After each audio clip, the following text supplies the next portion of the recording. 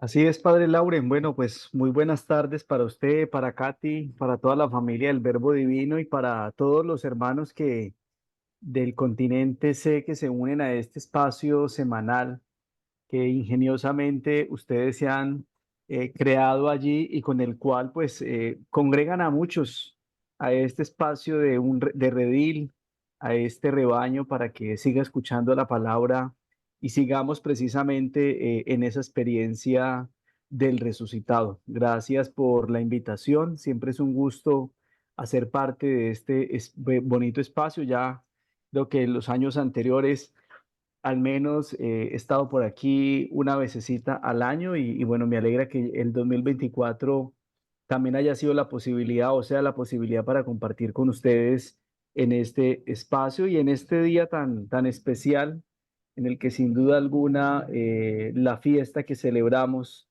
en un contexto de sinodalidad, como quiero proponer un poco al final de este ejercicio, pues nos ayude a reconfigurar ese ejercicio del pastoreo, ¿no?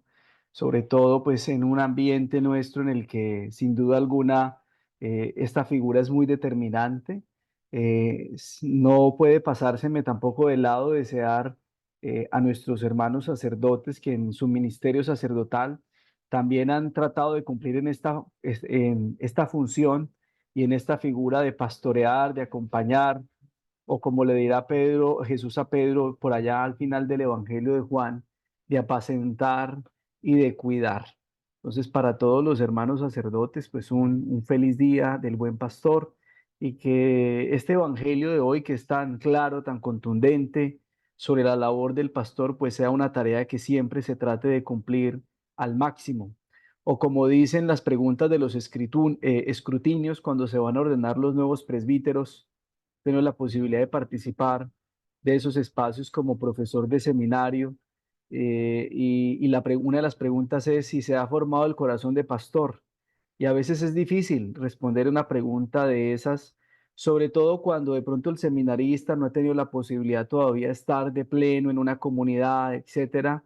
Pero bueno, creo que el seminario en algo va contribuyendo precisamente a eso y es una gran tarea, es una gran labor que debemos de cumplir de la mejor manera. Y no solamente nuestros hermanos sacerdotes, sino que todos, también los que tienen una responsabilidad en sus comunidades.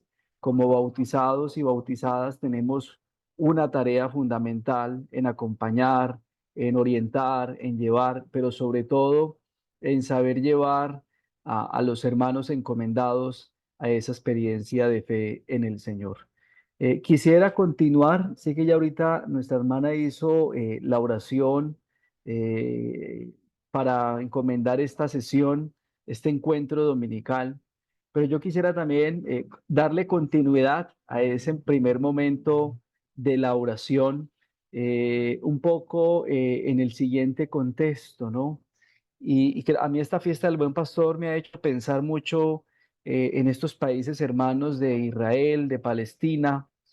Bueno, hay otros que han entrado en los últimos días en estos conflictos de Medio Oriente, pero quisiera que también nosotros, en este momento de oración y de encuentro con la palabra, uniéramos también a nuestro deseo más profundo la intención por estos hermanos, por estos pueblos hermanos que llevan meses de guerra, de violencia, donde siempre los que sufren son los más vulnerables, donde sufren los más pobres, los más débiles, los más inocentes, y que lo hiciéramos en este contexto, ¿no? Apelando también a la palabra, que estos dos pueblos recuerden lo que el libro de Levítico en el capítulo 19 nos enseña.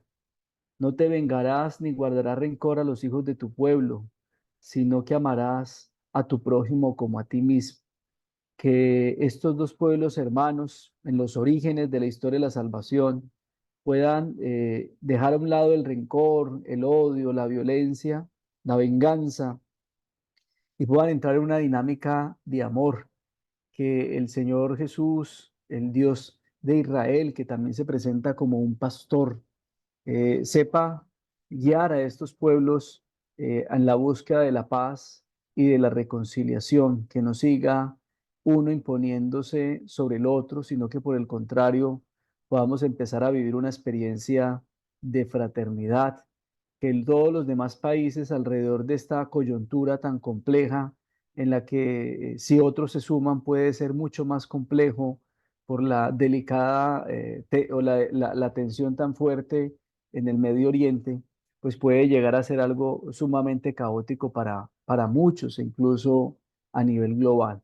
Entonces, oremos por estos hermanos para que convirtamos el rencor en reconciliación y para que se pueda cumplir esa profecía de Isaías, en el que este profeta nos dice que al final el lobo y el cordero podrán estar juntos, el león comerá paja con el buey y la serpiente se alimentará de polvo.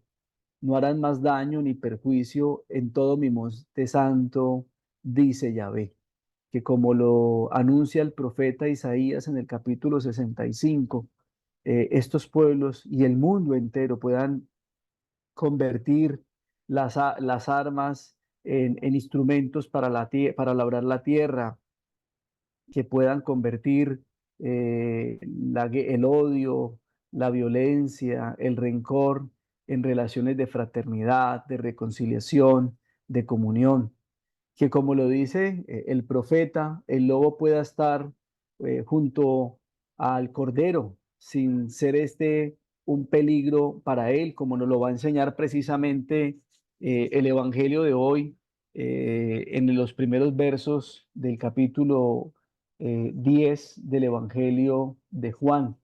Yo veo también en esa figura del buen pastor a Jesús, que nos invita hoy a pensar en los hermanos que viven en medio de la violencia. Bueno, y no solamente seguramente Israel y Palestina, también en Sudán, que se encuentra en una guerra civil desde hace meses, o la misma Polonia y Rusia, ya hace 2 años en un conflicto bélico, o incluso los mismos conflictos que viven nuestros países internamente por el narcotráfico, por la delincuencia, por la desigualdad, por la injusticia.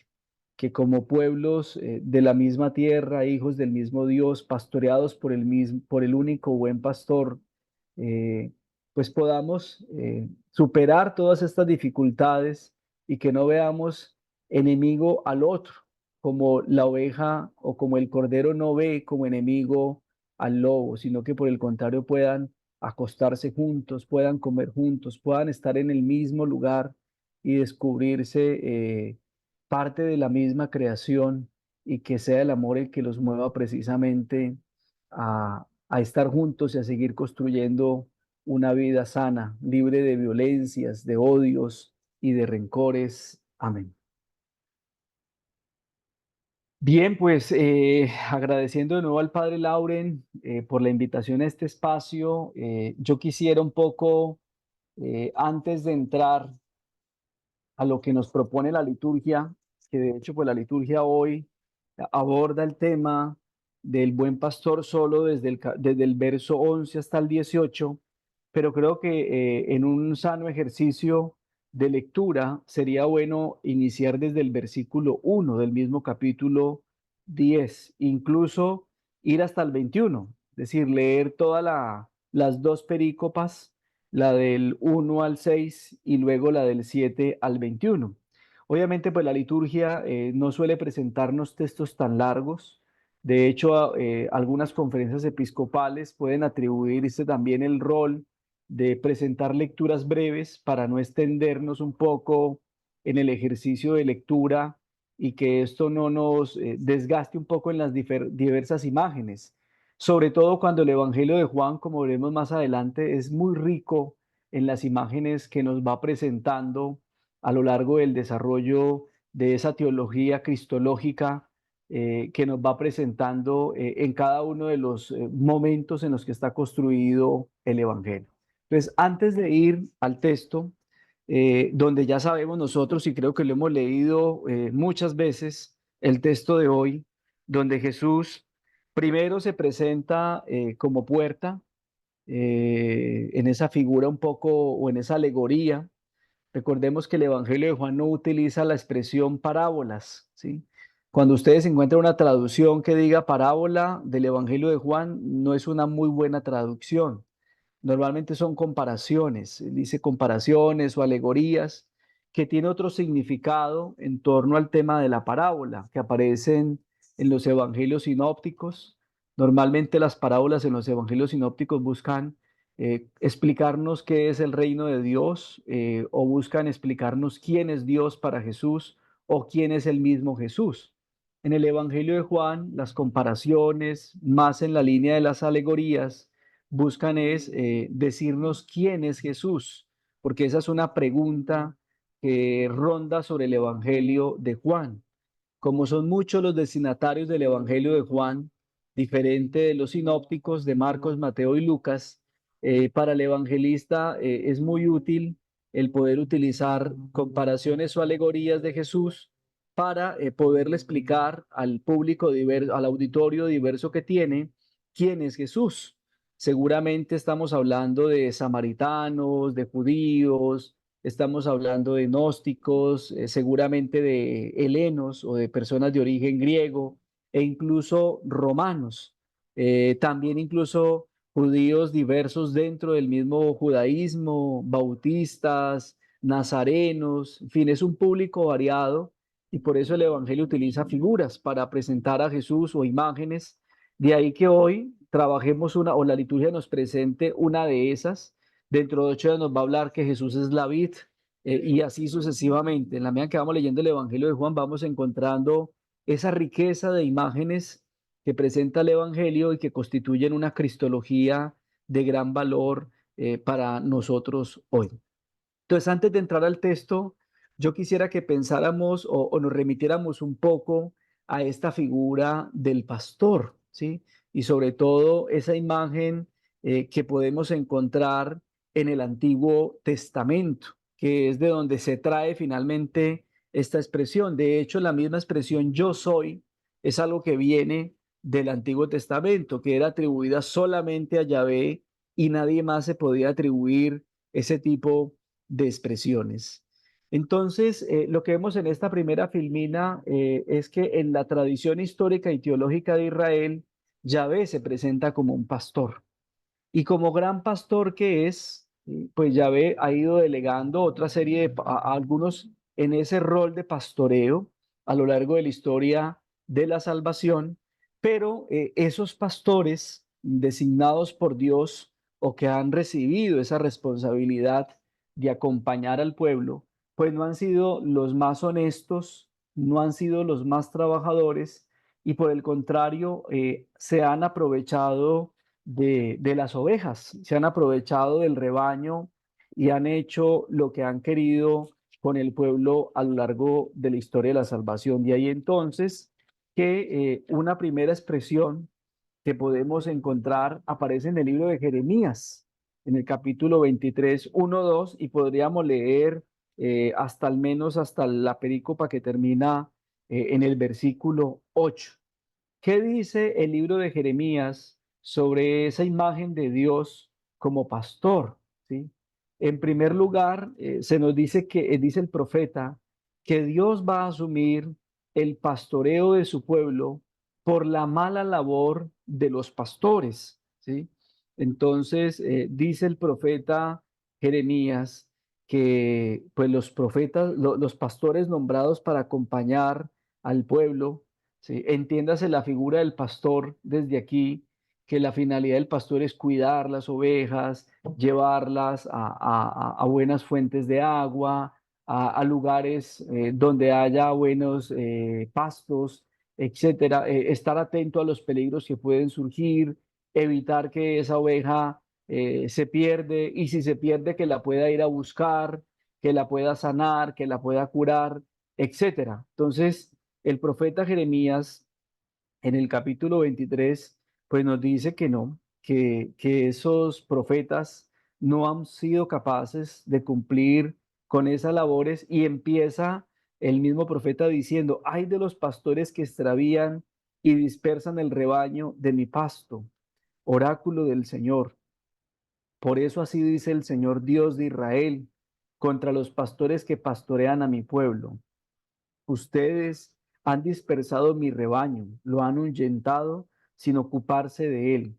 Pero yo me voy a ocupar ahora de ustedes, oráculo del Señor, y castigaré sus malas acciones. Y luego termina diciendo en el verso 3: yo mismo reuniré el resto de mis ovejas de todos los países por donde las dispersé y las traeré a sus praderas, donde crecerán y se multiplicarán.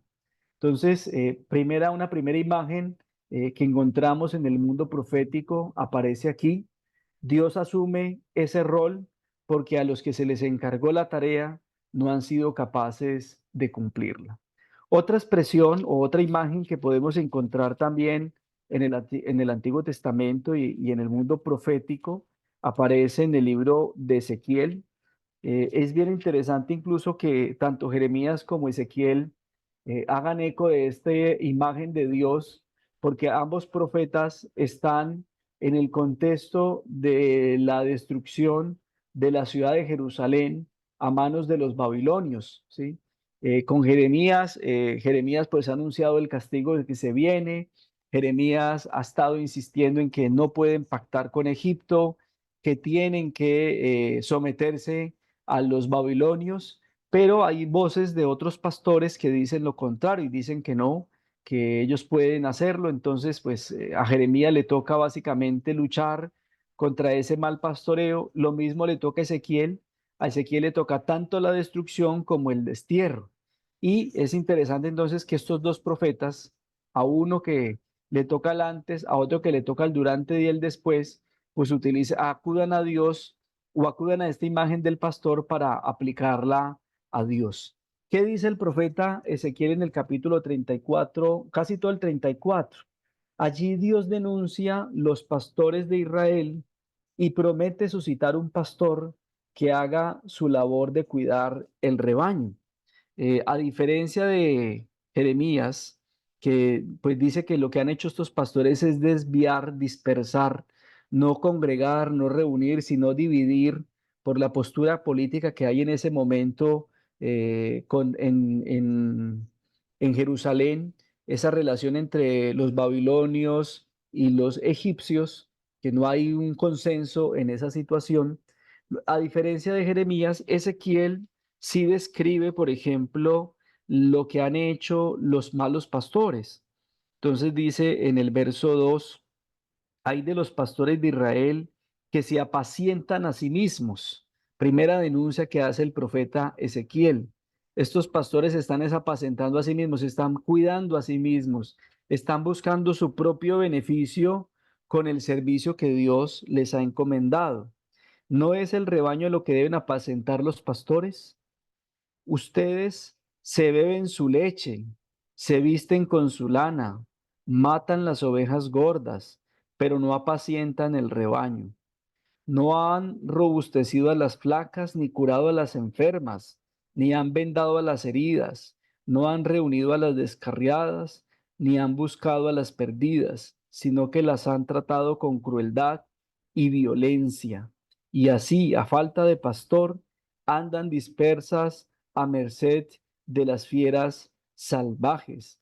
Mi rebaño anda errante por montes y colinas, dispersas mis ovejas por todo el país sin que nadie las busque ni las cuide. Pues es más fuerte, se pone aquí más fuerte la denuncia del profeta Ezequiel, porque ya describe lo que están haciendo. En una palabra, en una expresión muy coloquial, aquí en Colombia están deslechando a las ovejas.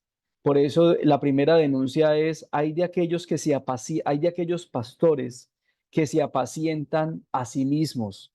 ¿Y cómo se apacientan a sí mismos? Bueno, pues aprovechándose de las ovejas del rebaño. Ante esta situación, por primera vez entonces, a diferencia de Isaías, que habla de un Mesías, de un Mesal, de un Salvador, bueno, más que de un Salvador, es un ungido realmente. Ya la expresión Salvador es más del mundo heleno, el soter, en griego, el Salvador.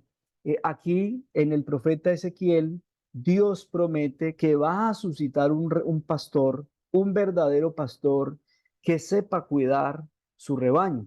De hecho, uno podría decir que la conexión directa, el punto de encuentro entre el Antiguo Testamento y el Evangelio de Juan, en el que se presenta a Jesús como buen pastor, tiene su punto de partida aquí. Es bien interesante entonces esa expresión que vamos encontrando allí. Luego, una tercera referencia, para no poner muchas, estaría en el Salmo 23, que creo que este salmo no necesita presentación para ninguno de nosotros. Creo que si hay un salmo que no sabemos incluso hasta de memoria, es el Salmo 23, en el que el orante presenta o describe a Dios como un pastor, ¿sí? Dios como un pastor de su pueblo y de los justos, porque recordemos que este orante, como se le dice al salmista, este orante está afrontando una situación de injusticia, ¿sí? Y por tanto acude a ese salmo, o a través de ese salmo acude a Dios para pedir que le haga justicia. Por eso en las colecciones de los salmos, este se suele llamar como un salmo de confianza, ¿sí? De confianza porque el pastor, la oveja confía plenamente en el pastor, como lo describe en los primeros 4 versículos. Y a partir del capítulo 5, pues del versículo 5, perdón, es lo que conocemos como también un salmo de clamor por los que sufren algún tipo de injusticia. Pues vuelve nuevamente la imagen de Dios como buen pastor en el Antiguo Testamento, que refuerza lo que ya vienen diciendo los profetas. Esto para decir entonces que en Israel la imagen de Dios como pastor es una imagen muy bien conocida, es una imagen que tiene un sentido histórico y teológico muy fuerte y que hace referencia precisamente al tema del cuidado, de la protección, de la vigilancia, del rescate, que es lo que finalmente debe hacer un buen pastor. Como dice el Salmo 23, llevar a sus ovejas o a su rebaño a un lugar donde puedan tomar agua, donde puedan alimentarse de pastos frondosos, donde puedan estar seguras. Esa también es otra labor del pastor en el Antiguo Testamento, ¿sí?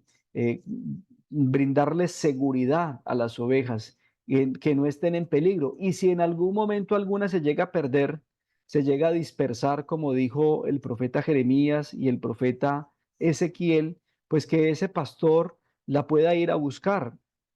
Por eso uno entiende, por ejemplo, cuando en el Evangelio de Lucas, en el capítulo 5, en las famosas parábolas de la misericordia, pues dice que un pastor que tenía un grupo de ovejas se le pierde una y deja el resto solo, seguramente porque está seguro, disculpen la redundancia, y va a buscar a la otra. Entonces, el buen pastor para el Evangelio de Lucas es el que va y busca a la que se pierde, no se conforma solamente con las que se quedan. Un buen pastor sabe que tiene que llevar a todo su rebaño bajo su protección y si alguna se llega a perder, tiene que salir a buscarla. Pero ¿eso qué implica? Dejar seguras a las que están todavía a su lado. Entonces, esto para decir en esta primera parte que es claro entonces que la imagen de Dios como pastor y la promesa de Dios de suscitar un pastor para su pueblo que pueda ser cuidado, protegido, pues tiene una carga teológica sumamente fuerte y lo que nos indica que el Evangelio de Juan o la comunidad joánica, como también se le suele llamar, o la comunidad del discípulo amado, conoce muy bien esta teología y el sentido que esto tiene, sentido de protección, de cuidado, de bienestar, pero también el sentido de denuncia, ¿sí? Estas imágenes también nos muestran que primero Dios a través del profeta o del orante denuncia el mal pastoreo o denuncia las injusticias que sufren las ovejas, por así decirlo, de aquellos malos pastores. Hay esos dos elementos allí muy bien claros. Se trata entonces de que quien vaya a cumplir una labor de pastoreo en el pueblo de Dios, pues tendrá que empezar por la denuncia y luego tendrá que entrar a cumplir la labor que esos pastores no han querido desarrollar en otro momento alguno. Entremos ahora entonces al Evangelio de Juan, si les parece, para que leamos el texto. Como les decía, podríamos leer todas las dos perícopas desde el capítulo 10:1 al 21, pero vamos a pegarnos a lo que nos propone la liturgia en el cuarto domingo de Pascua, pero estaré haciendo referencia un poco a esas otras imágenes que anteceden o que están al final de la misma perícopa. Dice la palabra de Dios: yo soy el buen pastor da la vida por las ovejas, no como el asalariado, que ni es verdadero pastor ni propietario de las ovejas. Este, cuando ve venir al lobo, las abandona y huye, y el lobo hace presa en ellas y las dispersa. El asalariado se porta así, porque trabaja únicamente por la paga y no tiene interés por las ovejas. Yo soy el buen pastor, conozco a mis ovejas y ellas me conocen a mí, lo mismo que mi Padre me conoce a mí y yo lo conozco a él, y doy mi vida por las ovejas. Pero tengo otras ovejas que no están en este redil. También a estas tengo que atraerlas para que escuchen mi voz. Entonces se formará un rebaño único bajo la guía de un solo pastor. El Padre me ama porque yo doy mi vida para tomarla de nuevo. Nadie tiene poder para quitármela. Soy yo quien la doy por mi propia voluntad, y yo tengo poder para darla y para recuperarla de nuevo. Esta es la misión que debo cumplir por encargo de mi Padre. Palabra de Dios. Bien, entonces, este es el relato que nos presenta la liturgia. Insisto, los que tengan ahí su Biblia a la mano, mírenlo desde el 1 hasta el 21, porque es donde nos vamos a estar moviendo un poco. Bien, ¿por qué Juan trae esta figura o esta imagen de Jesús como buen pastor en su evangelio? Y es única en el evangelio, en el contexto del Nuevo Testamento. Es cierto que en el Evangelio de Lucas, como lo señalaba ahorita, hay una mención a un pastor que tenía eh, un número de ovejas, se le pierde una y deja las 99 seguras y luego va a buscar la que está perdida. Esa puede ser una referencia a Jesús, pero en los evangelios sinópticos, como lo señalaba ahora, esta no es una preocupación que tienen esas comunidades, pero que sí es muy propia del Evangelio de Juan. Situemos en primer lugar este pasaje del 10, 11, 18 en el Evangelio de Juan. El Evangelio de Juan está dividido en cuatro partes o cuatro grandes partes, ¿sí? La primera parte es lo que conocemos nosotros como el prólogo, ¿sí? Yo le llamo el relato de creación del Nuevo Testamento. Realmente ese sería un relato que tiene un carácter creacional. Hay al menos 7 imágenes o referencias a Cristo que describe ese prólogo en 18 versículos. Cristo luz, Cristo palabra, Cristo creador de vida, Cristo Dios, ¿sí? Algunas de las que recuerdo en este momento. La segunda parte es lo que se conoce como el libro de los signos, que va del capítulo 2 al capítulo 11, y luego está la tercera gran parte, que es la del libro de la hora, o algunos también lo llaman el libro de la despedida, donde en la última cena, que en el Evangelio de Juan no se llama la última cena, sino el lavatorio de los pies, empieza la gran despedida de Jesús hasta el momento de su detención, y la parte final, que es el epílogo o el cierre del Evangelio en el que aparecen los relatos de resurrección. Esas son las cuatro grandes partes del Evangelio, y esta perícopa o este pasaje pertenece al libro de los signos. Cuando hablamos del libro de los signos, nos referimos a los 7 signos, no milagros, que hizo Jesús en el Evangelio de Juan.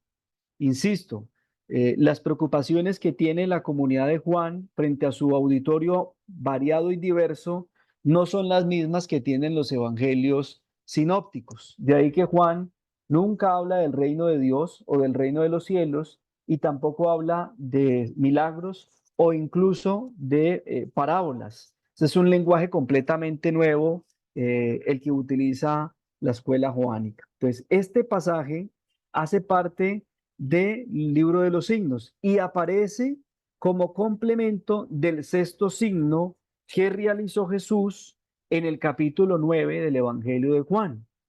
El signo número 6 del Evangelio de Juan es la curación del ciego de nacimiento, lo que quiere decir que el capítulo 9 y el capítulo 10 son en realidad una sola temática.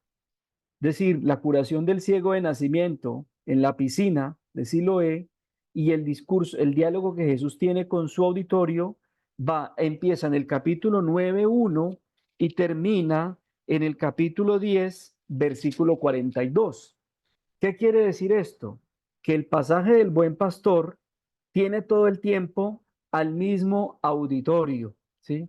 ¿Y cuál es el auditorio con el que Jesús está dialogando desde el primer momento en que tiene la curación del ciego de nacimiento hasta que llegamos a esta perícopa? Son los fariseos, que es lo que nos dice el texto. Son aquellos doctores, aquellos maestros de la ley, aquellos pastores del pueblo, pues que debían orientar al pueblo de Dios, pero que si Jesús está utilizando esta expresión de que Él es el buen pastor, pues está indicando que esos otros no son buenos pastores. Pero lo mejor de esto es que los tiene de frente, o sea, en ningún momento lo está diciendo a espalda de ellos o les manda la razón, sino que ellos están todo el tiempo enfrente de Jesús, Él está con su auditorio. Primero la curación del ciego y lo que ya nos dice el Evangelio, el capítulo 9. Luego va al ciego, excomulgan al ciego, luego Jesús se vuelve a encontrar con los fariseos y delante de ellos y seguramente de otra parte del auditorio tiene este discurso. Entonces, si Jesús dice que Él es el buen pastor, pues automáticamente uno puede deducir que los otros son malos pastores.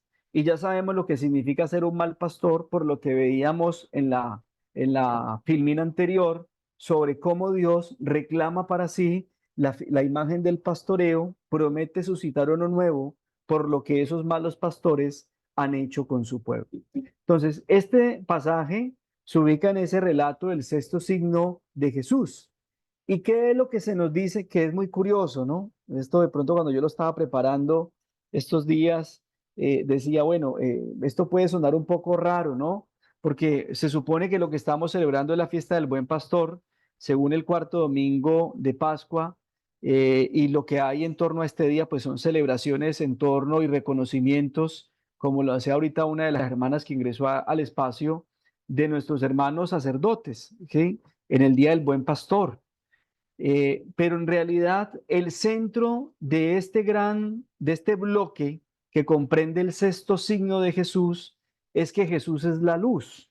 ¿Sí? Ahora, no significa que la figura del buen pastor pues no tenga validez o no tenga sentido. Claro que lo tiene, pero primero es bueno centrarnos en el gran objetivo que tiene precisamente este bloque del capítulo 9 y del capítulo 10 del texto que estamos leyendo. De hecho, es lo mismo que va a ocurrir. Si miramos el signo 1 y el signo 2, el 1 es la conversión del agua en vino en Caná de Galilea, el signo 2 es la purificación de Jesús en el templo. Bueno, aquí lo que nos presenta Juan es que Jesús es una novedad, o la novedad de Jesús en comparación a lo que era el antiguo pueblo, el antiguo templo y los antiguos rituales de la ley judía, ¿sí? Luego, por ejemplo, va a venir el siguiente signo de Jesús, el tercero, que es cuando Jesús cura al hijo de un funcionario, luego cura a un paralítico, y esto es lo que nos presenta Jesús como palabra de vida, porque tanto en la curación del funcionario como el paralítico, lo que vale es la palabra, Jesús como logos. Y recordemos lo que dice el prólogo por allá en los primeros versículos, que por medio de esa palabra todo fue hecho. Pues esa palabra es capaz de crear, de dar vida.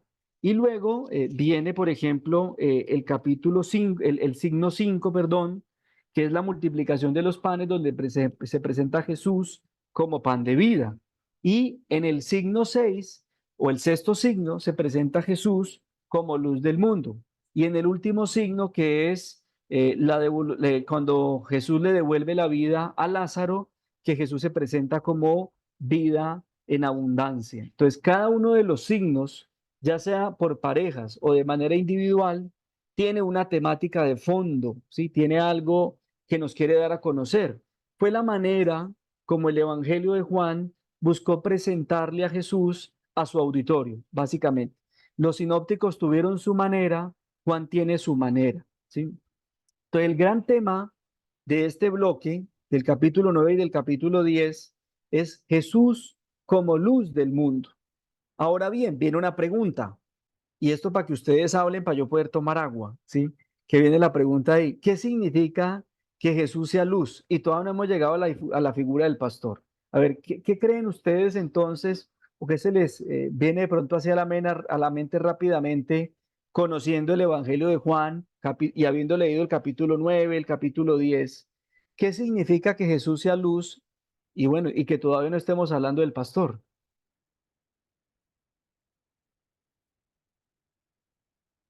Recuerden que pueden poner sus comentarios en el chat. Ah, bueno, Katy, entonces es por acá por comentario. Todavía no damos la palabra entonces. Sí, sí, también pueden Ah, hacerlo. bueno, listo. Y Sí, Katy lleva los diálogos. Perfecto. Es Bueno, un si me vas diciendo ahí por chat, Katy. buena pastora. Todavía no. No. Bueno. Bueno, entonces sigamos adelante para y seguramente luego tendremos la posibilidad de hacerlo. ¿Qué significa que Jesús sea luz en el capítulo 9, que se describa a Jesús en el sexto signo, a Jesús como luz, ¿sí? También como puerta, como pastor, como lo vamos a ver más adelante. Primero, que gracias a la luz que trae Jesús, cuando le devuelve la vista al ciego, por eso es un signo más que un milagro, ¿sí? Reconocer el mal pastoreo que han hecho quienes tenían o ostentaban esa labor en el pueblo de Israel. Pues para el Evangelio de Juan, estos líderes, fariseos, sacerdotes, lo que sean en ese momento, seguramente allí más fariseos, que son los que tienen ya ahorita el control de la religión en Israel, después de la destrucción del templo en el año 70, que son los grandes reformadores del judaísmo, después de la asamblea de Yadmia en el año 80. Pues gracias a la luz que trae Jesús, se puede reconocer el mal pastoreo. No es solamente que Jesús le haya devuelto la vista al ciego de nacimiento, sino que esa luz que es Jesús, que nos ayuda a ver la realidad, nos ayude a descubrir el mal liderazgo que han tenido este pueblo de Dios, el mal pastoreo que han tenido este pueblo a lo largo de su historia. Y al mismo tiempo que volviendo a ver, las ovejas puedan reconocer al verdadero pastor. Por eso cuando el ciego de nacimiento, en el capítulo 9 descubre quién es Jesús, automáticamente hace su confesión de fe y se pone de rodillas ante Jesús y le reconoce como Señor. Pero mire lo curioso, ¿no? Y esto espero me lo entiendan y no pretendo tampoco herir susceptibilidades.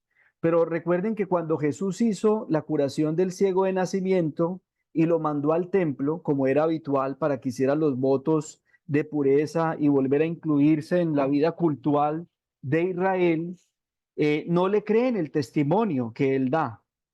Y entonces dicen, pero ¿cómo? Mira, incluso lo dice aquí el capítulo 9, ¿sí? Cuando dicen capítulo 9, versículo 16, algunos de los fariseos decían, este no puede ser un hombre de Dios porque no respeta el sábado, hablando de Jesús cuando el ciego da su testimonio de curación. Pero otros se preguntaban, ¿cómo puede un hombre pecador hacer estos signos? ¿sí?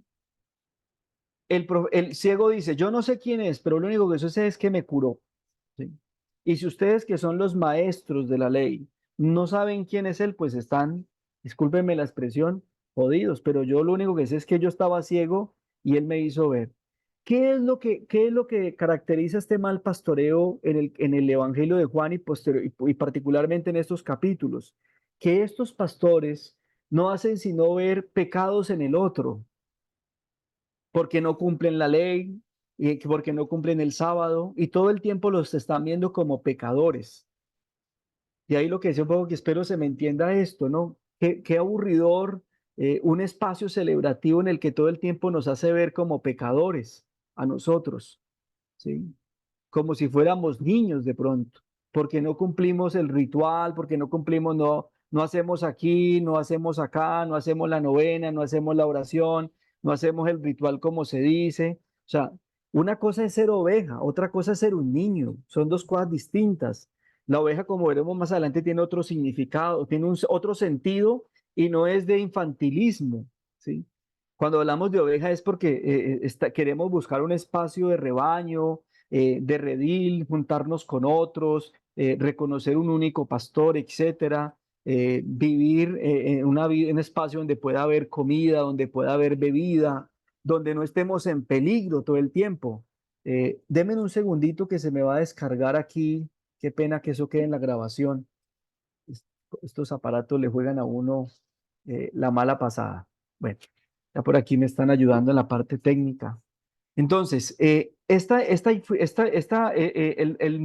reconocer, gracias a la luz de Jesús, reconocer un pastoreo, un mal pastoreo, que se centra todo el tiempo en la figura del otro, o la oveja, como pecadora, ¿sí? Como si fuera, como si estuviera infantilizada, como si estuviera simplemente, pues, dada o que no sabe nada, o que no es capaz de relacionarse con Dios y que para poderlo hacer o para poder ser buena tiene que cumplir todo el tiempo con rituales que a veces pueden no decir mucho.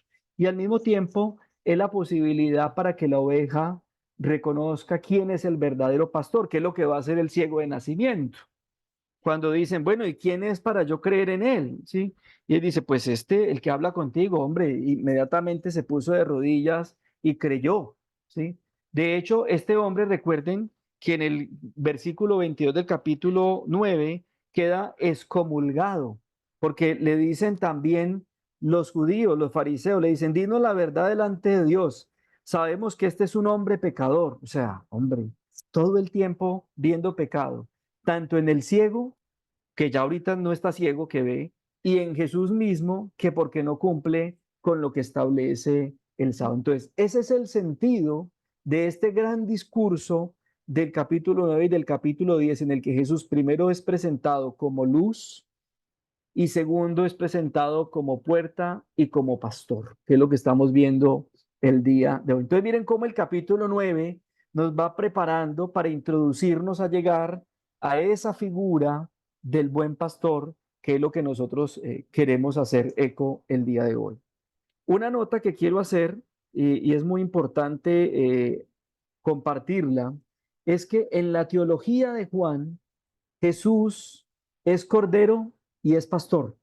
Sí, esto es muy interesante en el Evangelio de Juan, o en la teología joánica más bien, ¿sí? Cuando hablamos de la teología joánica, pues solemos incluir el Evangelio, las tres cartas y también la conexión con el libro del Apocalipsis, que es de mis favoritos. El padre Lauren sabe que ese es mi trabajo en los últimos años en temas bíblicos, ha estado pues enfocado allí en el libro del Apocalipsis.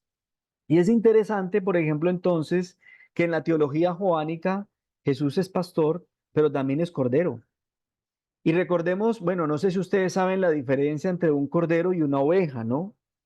Yo no, bueno, yo nací en un pueblo, pero no había ovejas, ¿sí? Había lo más cerquita eran chivos, que llamamos chivos, los cafecitos. Y bueno, no he tenido la posibilidad, bueno, alguna vez creo que fue un parque temático y vi unas ovejas, ¿sí?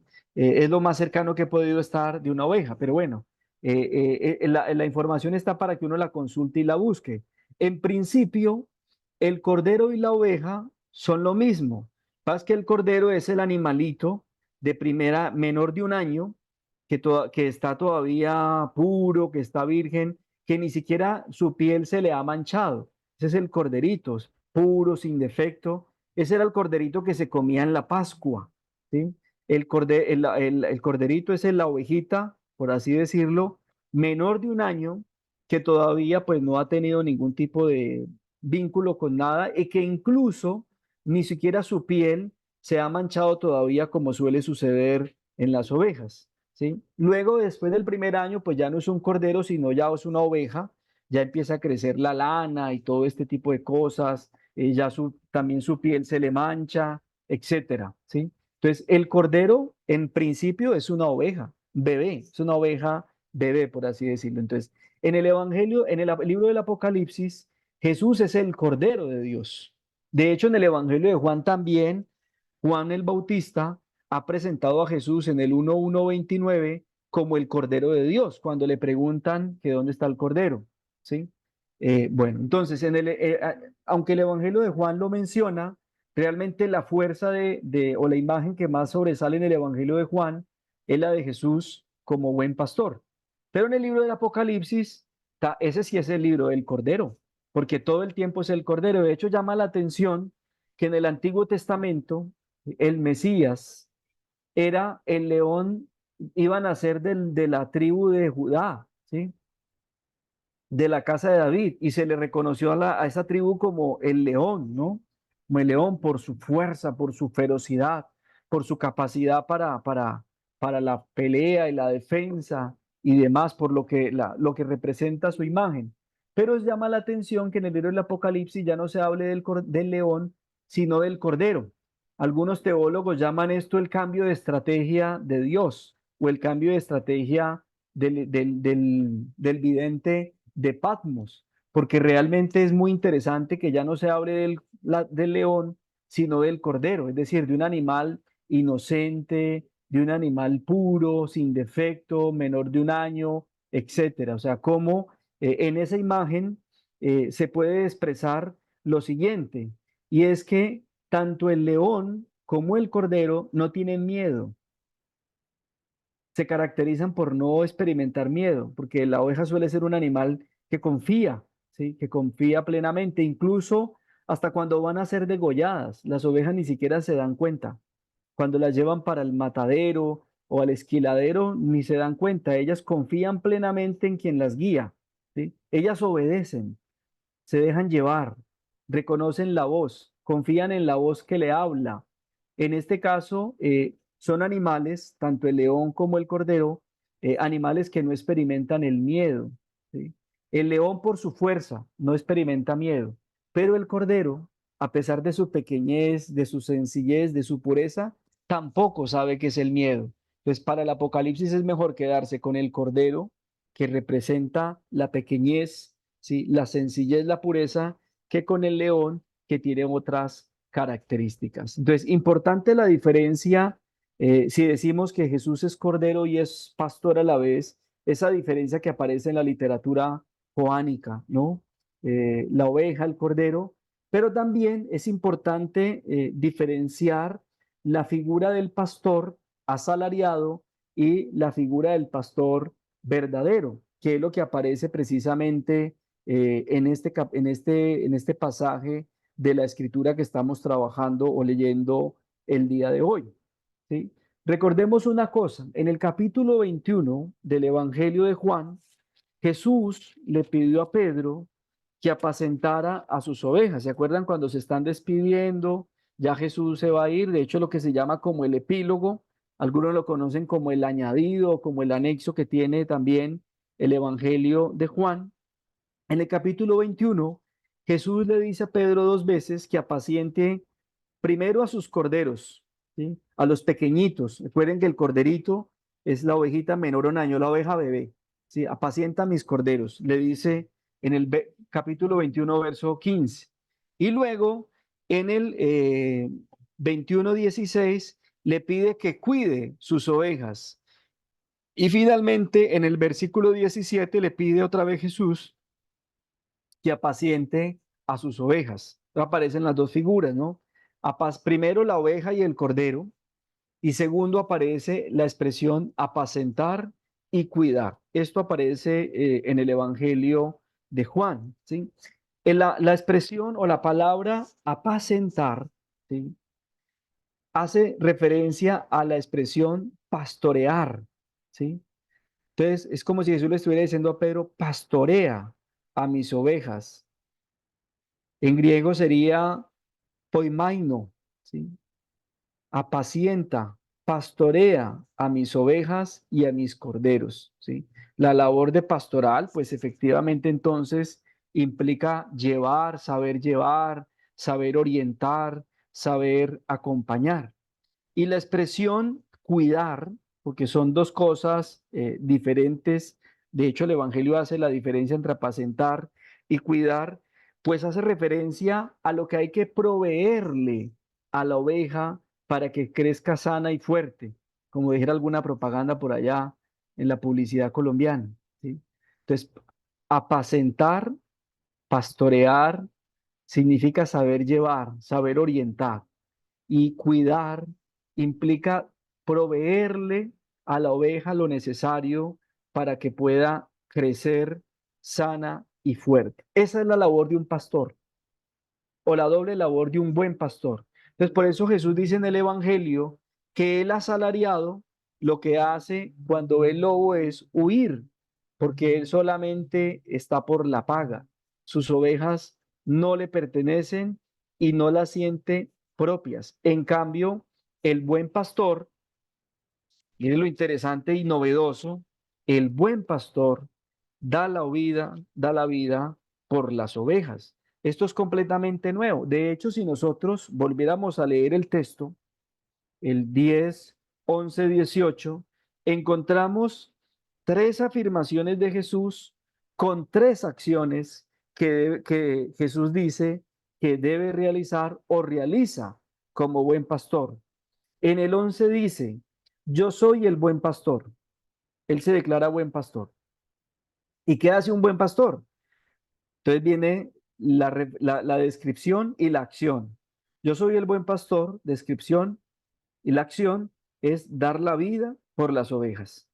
Un mal pastor o uno asalariado, pues lo que hace simplemente es que ante el peligro huye, abandona, deja tirado el rebaño, porque no le importa, ¿sí? Porque no le importa. Si utilizáramos lo que nos decía el Antiguo Testamento en Jeremías y Ezequiel, pues es un pastor que simplemente se aprovecha de sus ovejas o se apacienta a sí mismo. Es decir, tiene sus propios intereses. Luego en el verso 14 vuelve a aparecer la descripción y la acción. Yo soy el buen pastor, segunda vez. Conozco a mis ovejas y ellas me conocen a mí, lo mismo que mi padre me conoce a mí y yo lo conozco a él. ¿Sí?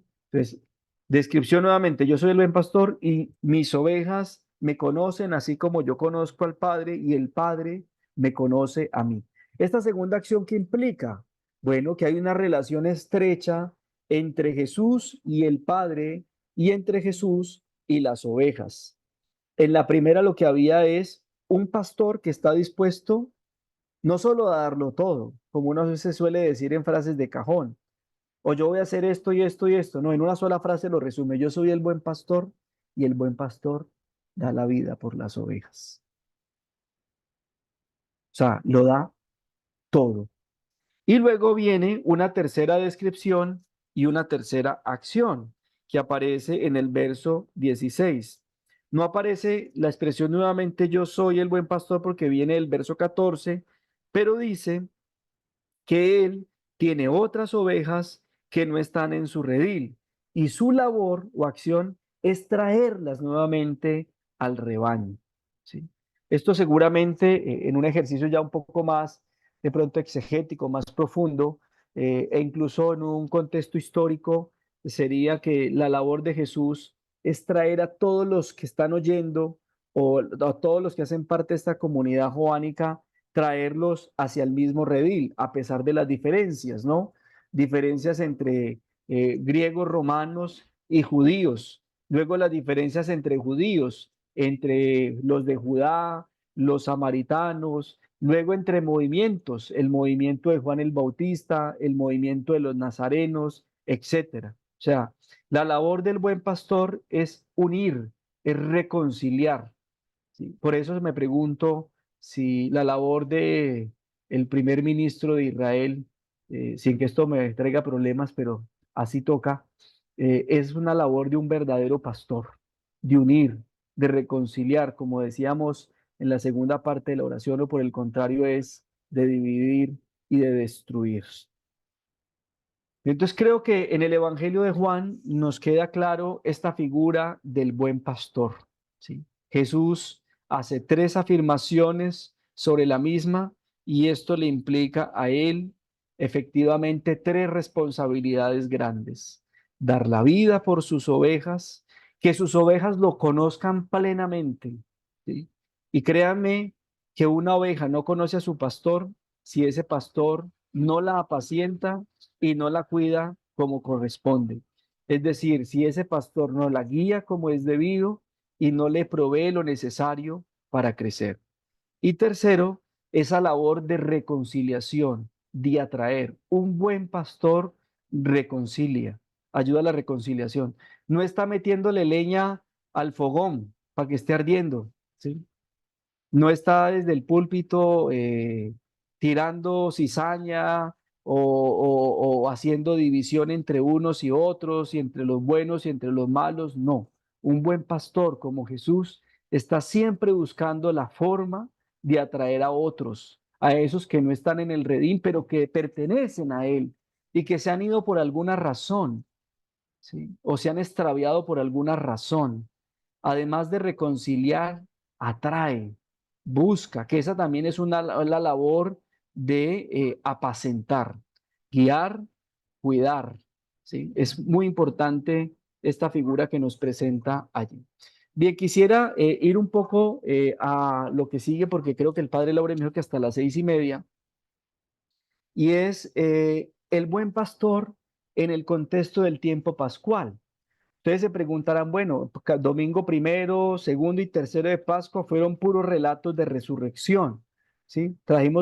Y Jesús se apareció, les dijo, les enseñó, pero a partir del cuarto domingo de Pascua hasta el último domingo de Pascua, ya no van a aparecer más relatos de catequesis de resurrección, ya se acaban los relatos de aparición de Jesús. Y a partir de ahora, lo que vamos a ver o a leer cada domingo hasta que llegue Pentecostés es el Evangelio de Juan. ¿Y qué es lo que vamos a leer aquí? Bueno, esto lo he subrayado en amarillo porque creo que es muy importante. No porque ya no se hable de que Jesús se apareció aquí o se apareció allá o dijo esto o no dijo esto, ¿sí? Es reconocer la nueva presencia de Jesús resucitado entre nosotros. Y qué bueno que hoy la liturgia nos recuerde que en un buen pastoreo, es decir, en un buen pastor, en una buena pastora, podemos reconocer a Jesús resucitado. Miren la responsabilidad que tienen los hermanos, que tienen esa responsabilidad de acompañar a sus comunidades, ya sea en el ministerio sacerdotal, ya sea en el liderazgo de alguna comunidad eclesial, ya sea en alguna labor de evangelización donde tú eres el responsable. Eres el encargado de atender esa labor. Tu labor como pastor, como pastora, es que los demás puedan reconocer en tu servicio, en tu ministerio, la presencia de Jesús resucitado. Qué labor tan grande, ¿no? Y tan delicada a la vez. Entonces, la función del Evangelio de Juan y que nos pone la liturgia ahora, hasta el séptimo domingo, es que nosotros en otras imágenes de Jesús podamos reconocerlo resucitado entre nosotros, en la figura del pastor, en la figura de la vid, en la figura del mandamiento nuevo de amarnos los unos a los otros, en la misión de ir a ser discípulos a otras partes en su nombre. En todo eso debemos reconocer a Jesús resucitado en medio de nosotros. Y miren, discúlpeme, y no solamente en la celebración eucarística. Esa es nuestra celebración efectivamente, es nuestro corazón, como dijo el concilio, es el culmen de la vida de la iglesia, pero también en otras labores, en otros servicios, como el amarnos los unos a los otros, es decir, en la relación que entre nosotros tengamos dentro de la comunidad o fuera de la comunidad, los otros han de ver a Jesús resucitado. Por el contrario, esto significa entonces que no podemos ser antitestimonio, ¿no? Siempre yo crecí en los grupos de oración en los que participé desde muy muchacho, era que la palabra mueve, pero lo que arrastra es el testimonio, ¿sí? Pero también, así como el testimonio, buen testimonio arrastra y convence, el mal testimonio espanta y hace que la gente huya. O sea, un mal testimonio hace que el rebaño se disperse, que fue lo que Dios acusó en el profeta Ezequiel, en el profeta Jeremías, a los pastores de su pueblo, que dispersaron al pueblo, ¿sí? Con su mal testimonio, con su aprovechamiento de las ovejas. Y lo mismo que nos dice, nos dice el capítulo 9. Estos pastores no hacen sino ver pecado en el otro y no hacen sino todo el tiempo estarlos acusando de pecadores, ¿sí? Por eso la luz de Jesús nos ayuda a reconocer el mal pastoreo y a reconocer al verdadero pastor. Jesús resucitado entonces en medio de nosotros, está en medio de nosotros, en nuestros pastores, pero también en las ovejas. No vamos a decir aquí entonces que solo el resucitado lo reconocemos en el buen pastor, también en las buenas ovejas que dan testimonio en su relación mutua de amarse los unos a los otros, en la misión que prestan. Esa misión puede ser de las muchas que hay en la iglesia. Recuerden que en la iglesia hay 3 millones de obras sociales en todo el mundo, que no podemos decir que no hay en ningún lado, en todo el mundo hay obras sociales, 3 millones de obras. Es decir, tenemos 3 millones de maneras de servir al mundo y a la sociedad. Entonces, en esa misión también tenemos el deber, la responsabilidad de mostrar a Jesús resucitado. Entonces Jesús resucitado está en medio de nosotros, medio de nuestros buenos pastores, de las buenas ovejas, en la relación que tenemos entre nosotros y la relación que tenemos con Él, en la manera de cómo vivimos y cómo actuamos. Entonces, el Evangelio de Juan quiere pasar de los relatos de resurrección donde el Señor se aparece, muestra las manos con las heridas, el costado, prepara desayuno, como lo hace en el Evangelio de Juan, etcétera, donde se aparece en medio de ellos, les da la paz y demás. Él quiere, ¿sí? O el Evangelio de Juan nos invita a que nosotros también reconozcamos, ¿sí?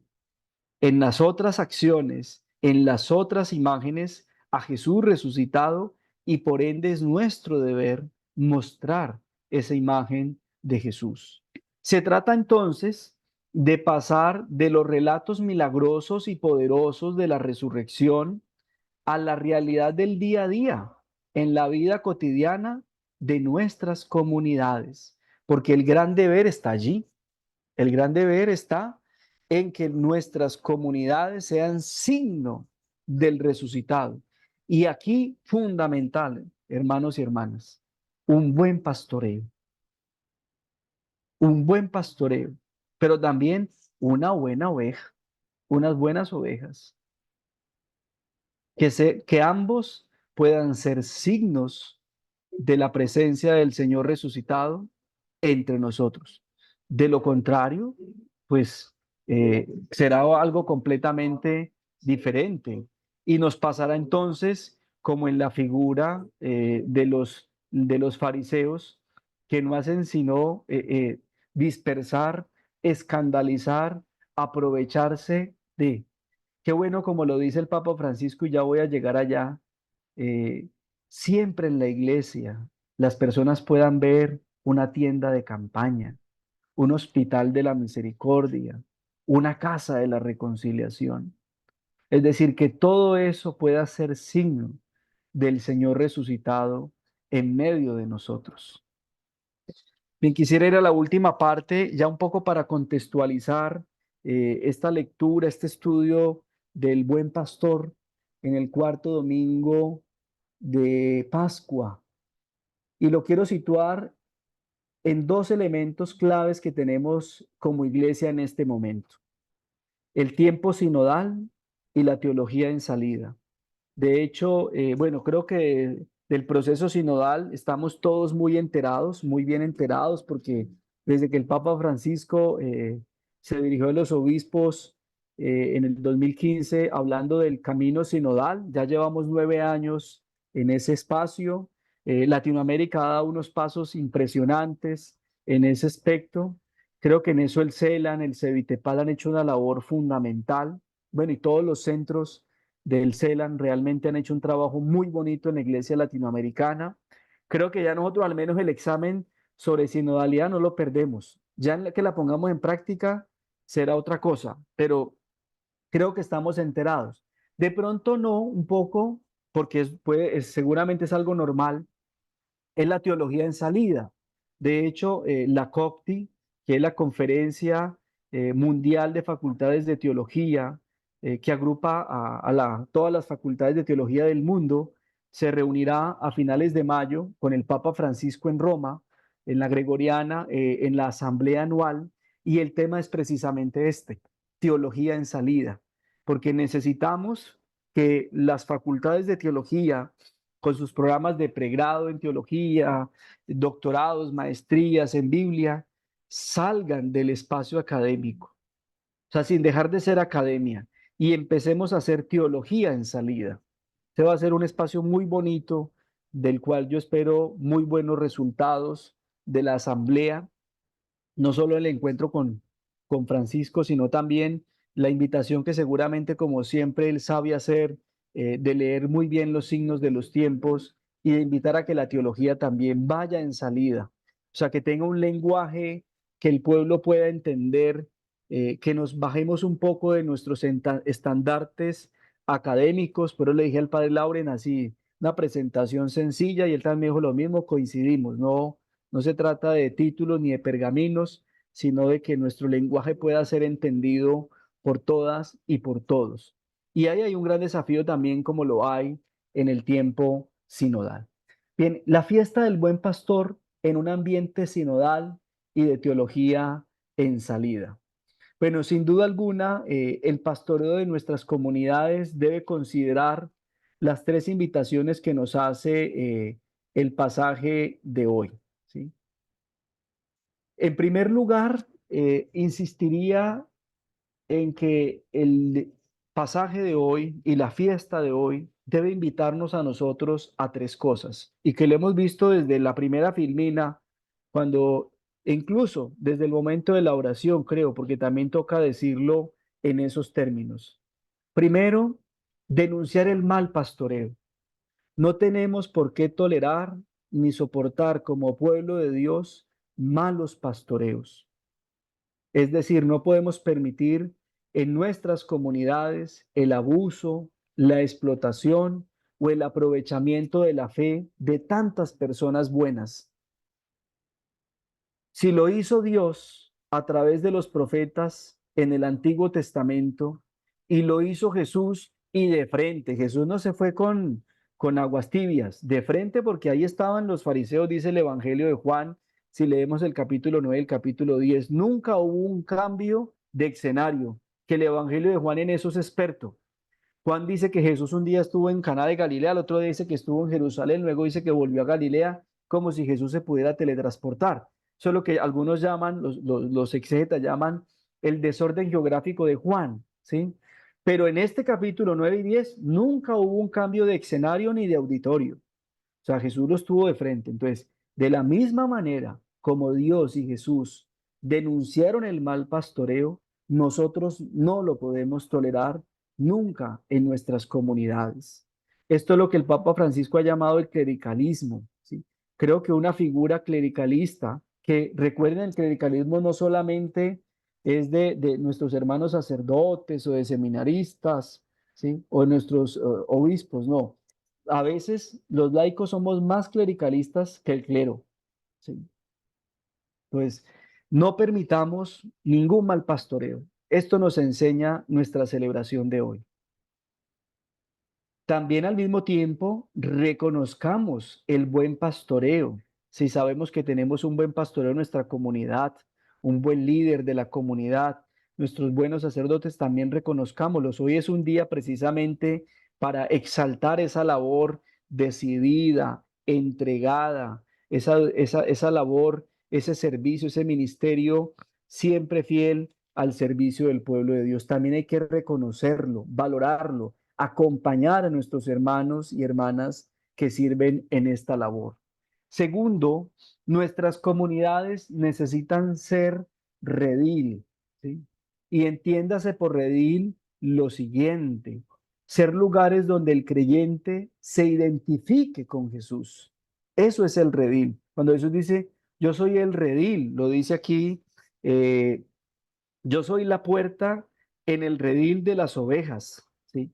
O sea, Jesús como puerta, como redil por donde entran las ovejas, es decir, que una oveja que entra a ese redil voluntariamente es porque se siente identificada con Jesús, porque lo reconoce como su Señor y se siente seguro. Nuestras comunidades necesitan ser espacios seguros donde la gente realmente encuentre a Jesús y lo siga. Y un redil, ojo, no es una cárcel dominada por la autoridad despota y burocrática, donde se prohíbe y se vigila. El redil de Jesús, buen pastor, es un espacio seguro y de vida en abundancia. Yo esto lo relaciono con el ritualismo y la ortodoxia, como se nos viene diciendo desde el Concilio Vaticano II. Vamos de la ortodoxia a la ortopraxis, ¿sí? Vamos del ritualismo a la práctica, acciones con sentido, que nos digan algo y no simplemente que, como dice el Papa Francisco, es que siempre se ha hecho así.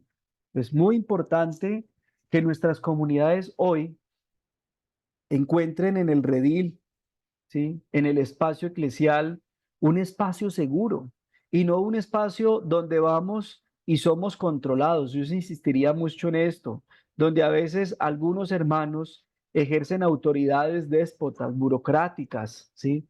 De privilegios, donde nos vigilan, donde nos prohíben, donde hicimos, no hicimos, se comportó así, se vistió así, dijo esto, no dijo esto, fue aquí, fue allá. O sea, donde un espacio donde nos sintamos hermanos los unos de los otros y no donde nos sintamos siempre pecadores.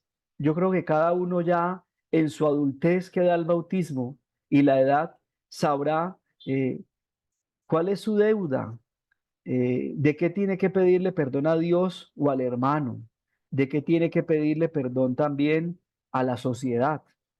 Y al mismo tiempo que nuestras comunidades como Redil realmente sean espacios donde se encuentra vida en abundancia. Yo recuerdo, y permítame aquí la experiencia, el, no quiero ser autorreferencial como dice el Papa Francisco, ni mucho menos, sino el testimonio, ¿sí? Yo recuerdo que de joven, aunque Katy dijo ahorita que es nuestro joven biblista, ya uno con 41, no sé qué tan joven pueda ser, pero cuando sí estaba joven realmente, que tenía 16 años y pertenecía a los grupos de oración, siempre yo me sentía así. Encontré un espacio seguro en mi grupo de oración de jóvenes, un espacio en el que yo encontré vida, que me hizo descubrir la presencia de Dios en nuestra vida. Hubo errores, seguramente. Además, llegamos a ser 500 jóvenes en el grupo de oración. No sé cómo hacía la hermana Marugenia y los encargados del grupo para llevarnos a todos en esa experiencia, pero siempre encontré un espacio seguro, un espacio donde yo descubrí que la vida era más que lo que uno pudiera encontrar afuera. Encontré fraternidad, encontré alegría también porque celebrábamos, también hacíamos fiestas, ¿sí? Pero también íbamos a la misa juntos los domingos, llenábamos el templo cada 8 días, etcétera. O sea, muchos encontramos vida en abundancia. Y eso es algo que yo no olvido y que siempre llevo en mi corazón, el haber encontrado un redil, ¿sí? Un rebaño en el que era posible esto y donde nunca hubo expresiones déspotas, burocráticas, vigilancias, donde hubo cuidado, atención por cada uno de nosotros. Y finalmente, creo que esta invitación del Domingo del Buen Pastor en un ambiente sinodal y de teología en salida nos debe llevar a ver siempre en el rebaño una puerta de salvación, como lo dice Jesús en el mismo Evangelio. Nuestras comunidades tienen que ser puerta abierta y de acogida para tantos que necesitan ser curados de malos pastoreos o que han sido excluidos. Yo creo que esto es algo que estamos viendo y que lo hemos visto en muchos espacios. Si nuestra comunidad es un redil, entiéndase por redil, un espacio que genera confianza, por el que yo entro voluntariamente, en el que soy cuidado, en el que me siento seguro, en el que encuentro vida en abundancia, en el que hay un pastoreo cercano, sin duda alguna ese rebaño se vuelve puerta de salvación para muchos, tanto para los que han sido víctimas de malos pastoreos, porque lo sabemos que los hay, aquí y afuera, en otros espacios, ¿sí? Incluso otros espacios fuera de nuestra iglesia. Creo que el video que me mostró el padre Lauren fue bello en ese sentido, porque hablaba el de promocional que hace el padre Lauren o el centro bíblico para estos espacios. Me pareció estupendo porque hay, hay pastoreos malos que vuelven víctimas a las personas, que las lastiman, que las dejan heridas, y necesitamos que nuestra comunidad eclesial, es decir, ese redil, ese rebaño, sea puerta de salvación e incluso a veces primero un espacio de curación, ¿sí? Una tienda de campaña, como dice el Papa Francisco, ¿sí? Un espacio, un hospital de campaña donde puedan ser curados los que han sido víctimas y han sufrido tanto, a veces malos pastoreos, pero también de aquellos hermanos que han sido excluidos por su condición, por su género, por su raza a veces, por sus ideas, y que no han sido tenidos en cuenta. Nuestra iglesia tiene que ser una puerta, un rebaño como puerta de salvación para tantos que sufren. ¿Y esto cómo se logra? Siendo iglesia en salida, ¿sí? Siendo iglesia en salida para otros, ¿sí? Recuerden el peligro de la pastoral de conservación, mejor la pastoral de apertura, de salida. Bueno, ahora estamos en una iglesia en salida, necesitamos también que nuestra teología sea una teología en salida. Bien, bueno, yo creo que aquí se me acabó ya la cuerda.